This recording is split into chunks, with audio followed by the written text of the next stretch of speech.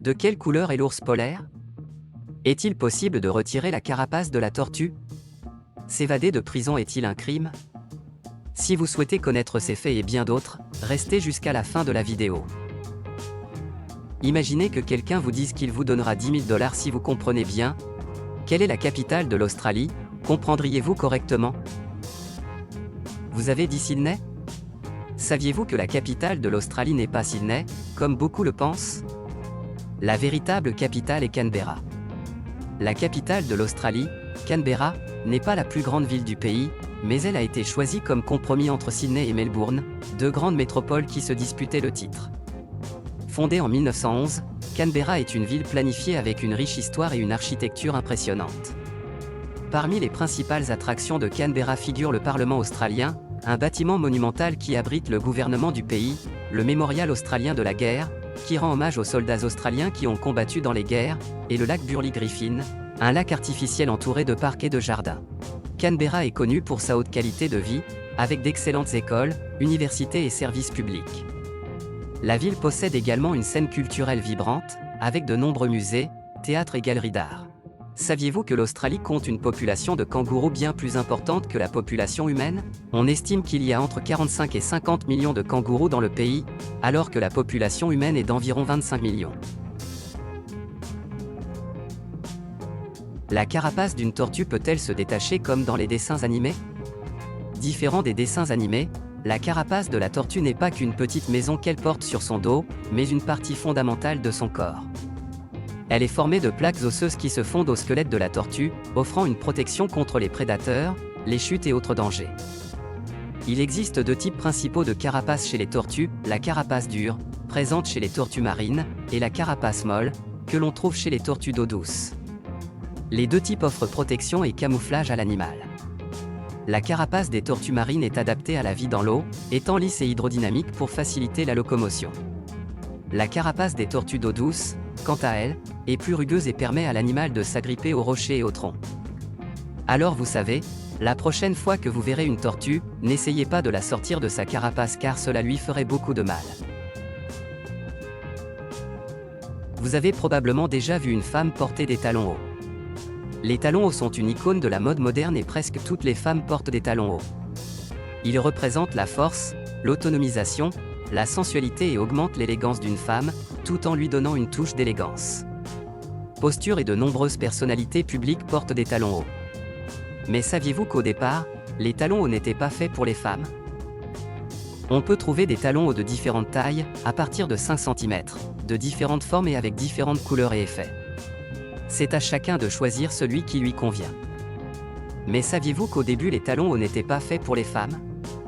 C'est ce que vous avez entendu, étonnamment, les talons hauts n'ont pas été créés pour les femmes. Ils sont apparus en Perse pour aider les cavaliers à mieux se positionner sur leurs chevaux, permettant un meilleur contrôle pendant les batailles.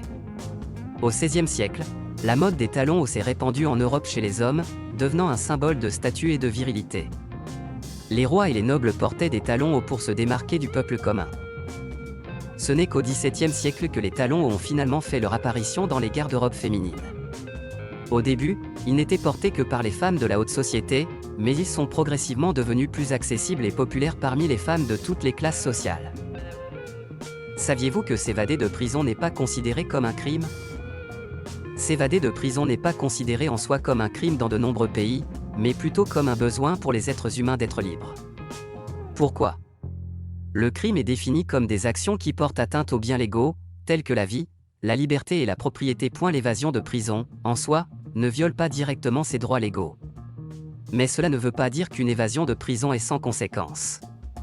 Lorsque la personne qui s'est évadée est arrêtée, elle est soumise à des sanctions au sein de la prison, telles que perte d'avantages, telles que la remise de peine et la progression du régime, l'isolement dans une cellule et la restriction des visites.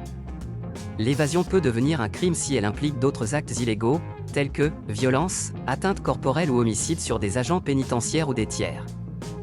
Dommages, utilisation d'armes, d'explosifs ou dommages aux biens publics.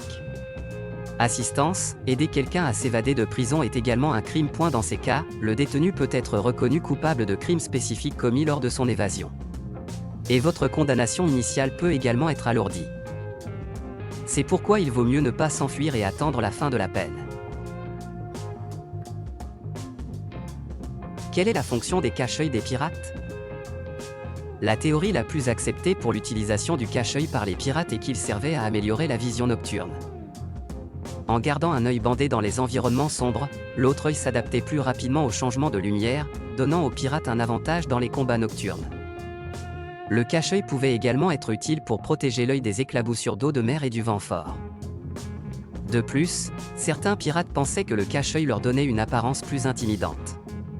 Le cache-œil est devenu un symbole culturel des pirates, présent dans les films, les livres et les jeux. Savez-vous de quelle couleur est l'ours polaire? Le poil de l'ours polaire n'est pas blanc comme la neige qui l'entoure. En fait, il est transparent, ce qui permet à la lumière du soleil de se refléter dans différentes couleurs, telles que le blanc, le jaune, l'orange et même le vert. Cette caractéristique aide l'ours polaire à se camoufler dans l'environnement arctique. La peau de l'ours polaire, quant à elle, est noire. Cette couleur sombre aide à absorber la chaleur du soleil et à garder l'animal au chaud dans les températures froides.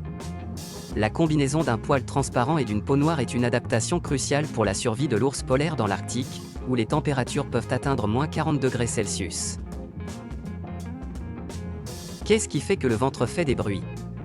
Sans l'ombre d'un doute, nous avons tous ressenti ou eu des bruits de ventre.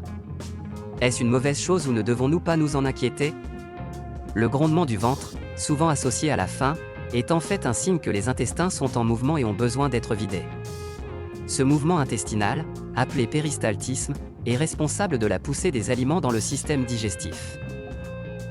Et si la cause principale est la faim, il est facile de savoir comment faire cesser ces bruits. Préparez simplement un aliment que vous aimez et mangez-le, puis le bruit disparaîtra automatiquement. Divers facteurs peuvent influencer le grondement du ventre, tels que la quantité de nourriture ingérée, le type d'aliment consommé, la vitesse à laquelle on mange, le niveau de stress et la présence de gaz dans les intestins. Le grondement du ventre n'est généralement pas une source de préoccupation. Cependant, s'il s'accompagne d'autres symptômes, tels que des douleurs abdominales, de la diarrhée ou de la constipation, il est important de consulter un médecin. Aussi, comme nous l'avons dit, cela pourrait être le mouvement des intestins. Les intestins, divisés en intestins grêles et gros intestins, remplissent des fonctions cruciales dans le système digestif humain. La majeure partie de la digestion et de l'absorption des nutriments a lieu dans l'intestin grêle, qui est subdivisé en 3 parties, le duodénum, le jéjunum et l'iléon. Le gros intestin absorbe l'eau du chyme, la transforme en matière fécale solide et régule l'équilibre hydrique et électrolytique du corps. Avez-vous aimé la vidéo? Alors n'oubliez pas d'aimer et de vous abonner à la chaîne. On se voit dans la prochaine vidéo. Au revoir.